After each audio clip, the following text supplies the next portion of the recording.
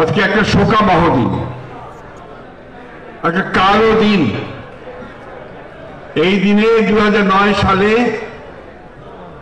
বাংলাদেশের স্বাধীনতাকে দুর্বল করে দেওয়ার জন্য, সার্বভৌমত্বকে দুর্বল করে দেওয়ার জন্য এবং যারা লড়াই করে স্বাধীনতা রক্ষা করে তাদের মনোবলকে ভেঙে দেওয়ার জন্য, জাতির মনোবলকে ভেঙে দেওয়ার জন্য এই দিনে বাংলাদেশের শত্রুরা তারা পরিকল্পিতভাবে একটি বিদ্রোহ ঘটিয়েছে বিডিআরের। বিডিআর এমন একটা সংগঠন ছিল যেটা সেই ব্রিটিশ ভারত থেকে শুরু করে অত্যন্ত যোগ্যতার সঙ্গে, সাহসের সঙ্গে তারা তাদের ভূমিকা পালন করেছে। আমাদের এই বাংলাদেশেও তারা সেই ভূমিকা পালন করেছে যাতে করে তাদের সীমান্তকে তারা রক্ষা করতে পারে, সেই কাজ তারা করেছিল। সেটাই ছিল কাল। আওয়ামী লীগ ক্ষমতা আসার পরে পরেই অত্যন্ত পরিকল্পনার সঙ্গে যারা বাংলাদেশের শত্রু তাদের সঙ্গে যোগ সাজেশ করে এই বিদ্রোহের ঘটনা ঘটিয়ে সেদিন বাংলাদেশ সেনাবাহিনীর, দেশপ্রেমিক সেনাবাহিনীর প্রায় 57 জন দেশপ্রেমিক চৌকস কর্মকর্তাকে তারা হত্যা করেছে। মেজর জেনারেল থেকে শুরু করে লেফটেন্যান্ট পর্যন্ত তাদের পরিবার পরিজন কাউকে তারা বাদ রাখেনি। এই যে একটা ভয়াবহ হত্যাকাণ্ড, আমার প্রশ্নটা ওই জায়গায় যে সেদিন যিনি রাষ্ট্রের দায়িত্ব ছিলেন, যিনি সেদিন এই রাষ্ট্রের নিরাপত্তার দায়িত্বে ছিলেন, শেখ হাসিনা, তিনি সেদিন কি ভূমিকা পালন করেছেন? আমার প্রশ্ন সেনাবাহিনী প্রধানের কাছে, যেখানে তিনি ওথ বাউন্ড ছিলেন যে তার সহকর্মীদের, সহযোদ্ধাদের তিনি রক্ষা করবেন, সেদিন তিনি কি ভূমিকা পালন করেছেন? আমরা অবাক বিশ্বে লক্ষ্য করলাম যে নাটক চলছে। ওই সুগন্ধায় বসে আর আপনার সেরাটন থেকে ভালো ভালো খাওয়া নিয়ে গিয়ে যারা বিদ্রোহ করলো, যারা হত্যা করলো, তাদের নেতাদেরকে বসিয়ে খাওয়া দাওয়া করানো হলো। আমরা কি বলবো, কি বুঝবো, কি বুঝবে মানুষ?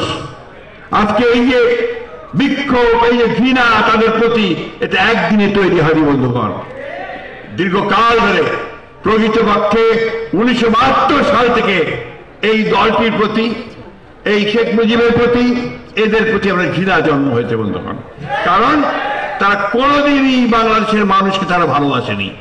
তারা ভালোবেসেছে তাদের পদ, তারা ভালোবেসেছে তাদের ক্ষমতা, তাদের পরিবার। এভাবেই তারা আজকে এই বাংলাদেশকে ধ্বংসের মুখে ঠেলে দেওয়ার চেষ্টা করেছিল বন্ধুগণ। বন্ধুগণ, আজকে বাংলাদেশ সেনাবাহিনী আমাদের শক্তি। আমরা তাদেরকে সব সময় দেখেছি যে জাতির যে কোনো দুঃসময়ে তারা এগিয়ে আসে। আমরা দেখেছি 1971 সালে যখন গোটা জাতি কিং কর্তব্য বিমূঢ় পাকিস্তান সেনাবাহিনী যারা আক্রমণ করেছে এবং গণহত্যা করছে, সেই সময় এই বাংলাদেশ এই সেনাবাহিনীর একজন অখ্যাত মেজর জেনারেল জিয়াউর রহমান বাংলাদেশের স্বাধীনতা ঘোষণা করে গোটা জাতিকে যুদ্ধে ঝাঁপিয়ে পড়বার জন্য অনুপ্রাণিত করেছেন। আবার দেখেছি 7ই নভেম্বর একইভাবে এই বাংলাদেশ সেনাবাহিনীর লোকেরাই এই জেনারেল জিয়ার নেতৃত্বে সেদিন আবার দেশকে তার স্বাধীনতা রক্ষা করেছে। আবার এবারও আমরা দেখেছি এই 24-এর গণ অভ্যুত্থানের মধ্যে যে বাংলাদেশ সেনাবাহিনী একটা প্রকৃতপক্ষে দেশপ্রেমিক ভূমিকা পালন করেছে বন্ধুগণ।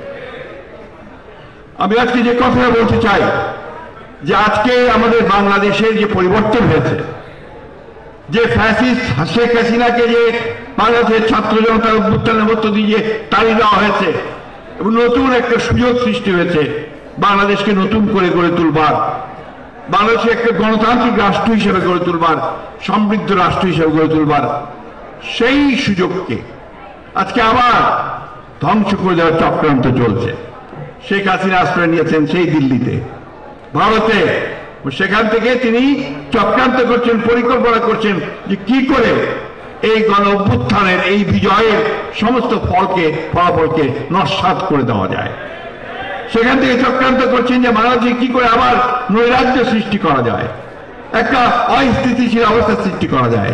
তারই চক্রান্ত আমরা দেখছি আজকে বিভিন্নভাবে বিভিন্ন পক্ষ থেকে একটা অস্থির অবস্থা সৃষ্টি করা হচ্ছে।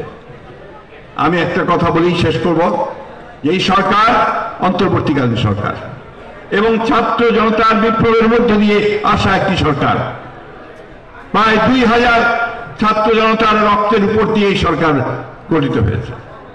আমাদের প্রত্যেকের যে আশা, যে প্রত্যাশা, এই সরকার জনগণের সেই আশা পূরণ করবে।